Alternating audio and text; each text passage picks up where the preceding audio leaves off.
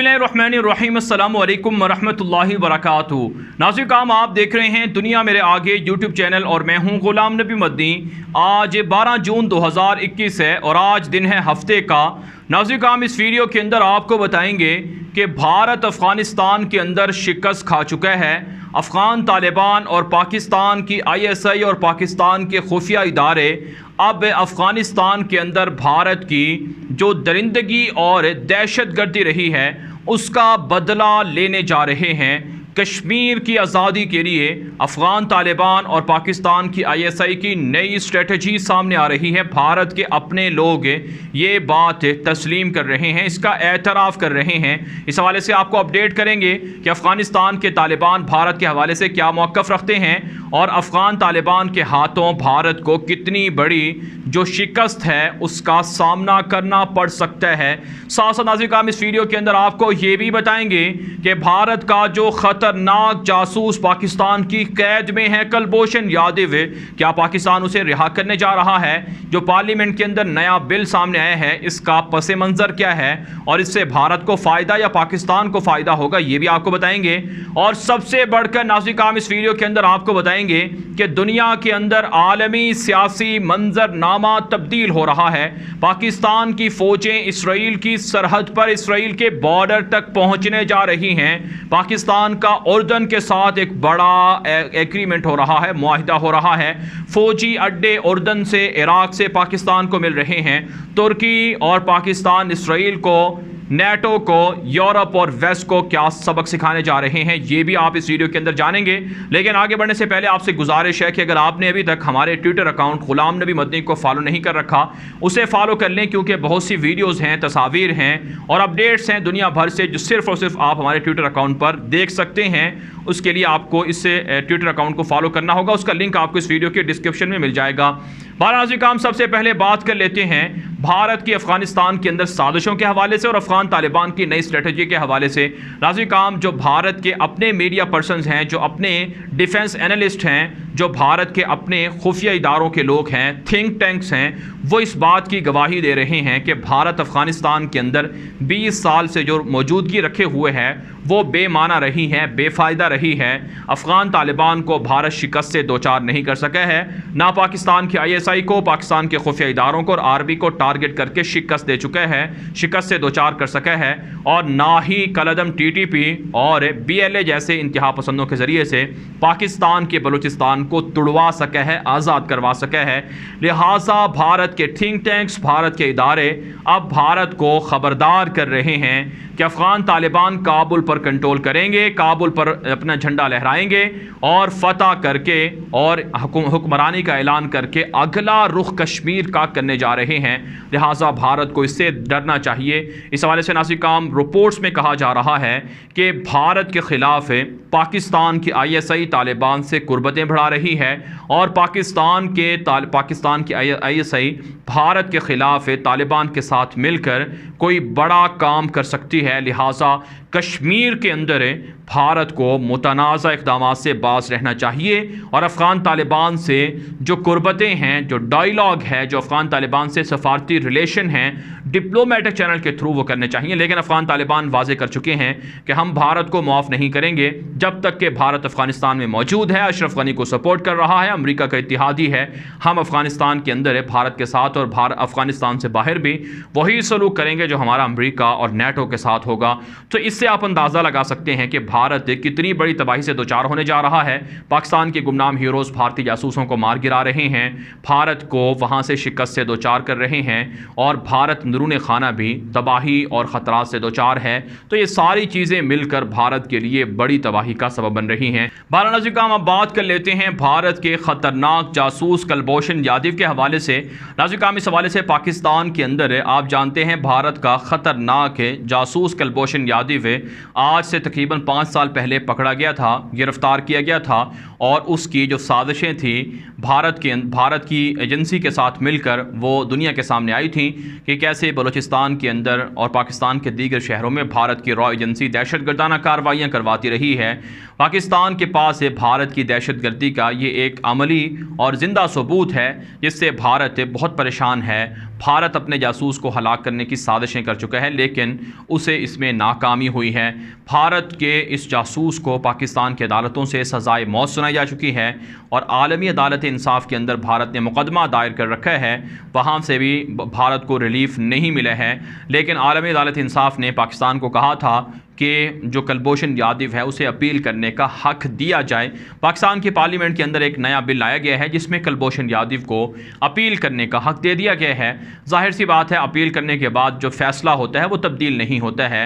अमूमन जो सज़ाए मौत के केसेस होते हैं उनमें अपीलें रद्द होती हैं और सज़ाए मौत के मुजरमों को फांसी हो जाती है और उनका जो जुर्म होता है उस जुर्म की सज़ा मिलती है। तो पाकिस्तान अब तक भारत के इस जासूस को इंतहाई कटहरे में हिफाजत में रखे हुए है और यकीनन पाकिस्तान इसलिए रखे हुए है ताकि भारत को वक्फे से ये दिखाया जाता रहे दुनिया को कि भारत दहशतगर्द है। उसकी दहशतगर्दी का सबूत पाकिस्तान के पास कुलभूषण यादव है। अगर कुलभूषण यादव को फांसी दे दी जाए तो यकीनन एक तरह से वाक़या हुआ होगा, फिर ये भूल जाएगा, तारीख का हिस्सा बन जाएगा। इसलिए पाकिस्तान कुलभूषण यादव को ज़िंदा रखना चाहता है ताकि भारत की दहशतगर्दी मज़ीद वाज़े हो सके। तो अब ये जो रिलीफ का ये जो आप कह सकते हैं ये जो बिल लाया गया है इस पर भारत में प्रोपेगेंडा हो रहा है। पाकिस्तान के भी कुछ अपोजिशन के लोग प्रोपेगेंडा कर रहे हैं कि पाकिस्तान कुलभूषण यादव को रिहा कर रहा है, उसे छोड़ रहा है या उसको रिलीफ दे रहा है। हालांकि ये रिलीफ भारत के लिए नहीं है बल्कि ये भारत की तबाही का सबब है। भारत चाहता ये है कि कुलभूषण यादव जल्द से जल्द फांसी पर चढ़ जाए, कुलभूषण यादव को जल्द से जल्द सज़ा मिल जाए ताकि उसके खिलाफ जो आए रोज़ कुलभूषण यादव को लेकर प्रोपेगेंडा होता है या आए रोज़ भारत को जो लान तान की जाती है, जो भारत के ऊपर इल्ज़ामात उठते हैं, उंगलियां उठती हैं, वो ख़त्म हो जाए, ये मामला ना हो। लेकिन पाकिस्तान ऐसा नहीं करेगा बल्कि भारत को आईना दिखाया जाता रहेगा कि ये तुम्हारा आईना है, ये तुम्हारा जासूस है, ये तुम्हारा खुफिया इदारे का एहलकार है। लिहाजा इसको कोई लोग जो लोग भी इसको रिलीफ कहते हैं भारत के लिए उन्हें शर्म से डूब बनना चाहिए कि पाकिस्तान किसी सूरत ना तो कुलभूषण को रिहा कर रहा है ना ही उसे रिलीफ दे रहा है। फालाना से काम आप बात कर लेते हैं अपने तीसरे टॉपिक पर। आप जानते हैं इस वक्त आलमी सियासी मंजरनामा तब्दील हो रहा है। अमेरिका नेटो अफ़गानिस्तान से मार खाकर भाग रहे हैं। अफ़गानिस्तान से अमेरिका और नेटो की शिकस्त का मतलब ये है कि दुनिया के अंदर नेटो और अमेरिका का गलबा ख़त्म हो रहा है। जिस जंग को अमेरिका ने 9/11 के बाद शुरू किया था, जिसे दहशतगर्दी की जंग कहा गया था, जिसे यहूदियों ने ईसाइयों ने खुफिया तौर पर अपनी मीटिंग्स के अंदर इसे सलीबी जंग का नाम दिया था, वो जंग अब ख़त्म हो रही है। तालिबान के हाथों अमेरिका मार खा चुका है, नेटो मार खा चुका है। लिहाजा आने वाले 10 सालों की स्ट्रेटजी के लिए नेटो का, अमेरिका का G7 ममालिक की शक्ल में एक नया इजलास हो रहा है। G7 समिट हो रही है यूके के अंदर, जिसमें आप जानते हैं 7 ममालिक हैं जो दुनिया के बड़े बड़े फैसले करते हैं। इसमें यूके है, अमेरिका है, फ्रांस है, इटली है, जर्मनी है, कनाडा है, जापान है और दीगर ममालिक को भी साथ मिलाए हुए है यूरोपीय यूनियन के। तो इसमें नाज़िर काम ये फैसले किए जाते हैं मुस्तक़बिल के हवाले से, मईशत के हवाले से और दिफा के हवाले से।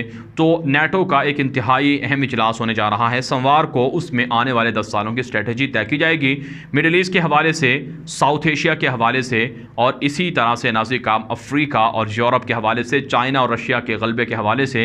लेकिन बहरहाल नाज़िर काम इस सारे सिनेरियो के अंदर, मंजरनामे के अंदर मिडिल ईस्ट में पाकिस्तान और तुर्की का असर रसूख बढ़ रहा है। इस हवाले से एक नई खबर सामने आई है कि पाकिस्तान के chairman joint chiefs of staff है जनरल नदीम रज़ा ने दौरा किया है जॉर्डन का दौरा किया है। वहाँ के जो chairman joint chief of staff हैं, आर्मी चीफ हैं और दीगर अहदेदारों उनसे मुलाकातें हुई हैं। पाकिस्तान उर्दन के दरमियान पहले भी फ़ौजी मुआहिदा है, पाकिस्तान उर्दन की हिफाजत करता है।